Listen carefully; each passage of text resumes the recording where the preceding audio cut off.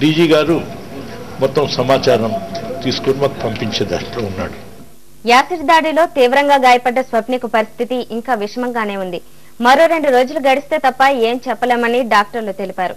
ఈ దాడిలో గాయపడ్డ స్వప్నిక, ప్రణీతలకు ట్రాన్స్టెన్ అనే కంపెనీ ఉద్యోగాలు ఇవ్వడానికి ముందుకొచ్చింది. బాధిత కుటుంబాలకు ₹1,00,000 ఆర్థిక సహాయం ప్రకటించింది. రిస్క్ అయితే హై రిస్కే, ఇంకా క్రిటికల్ కండిషన్ లోనే ఉన్నారు, మెలకుగా ఉన్నారు, మాట్లాడుతున్నారు, కానీ క్రిటికల్ కండిషన్ మాత్రం క్రిటికల్ గానే ఉంది. త్వరలో వీలైతే ఆపరేషన్ థియేటర్ తీసుకెళ్లి స్కిన్ గ్రాఫ్టింగ్ అది చేసి అవి బయటకు తీసుకుని రావచ్చు అన్నది ప్రయత్నంలోనే ఉన్నాం. కానీ ఇప్పుడు ప్రస్తుతానికి అయితే ఆపరేషన్ థియేటర్ తీసుకెళ్లే పరిస్థితి కూడా లేదు.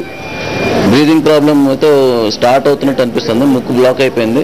ఈఎన్టీ డాక్టర్స్ చూసి దానికి కరెక్టివ్ ట్రీట్మెంట్స్ కూడా చేస్తారు.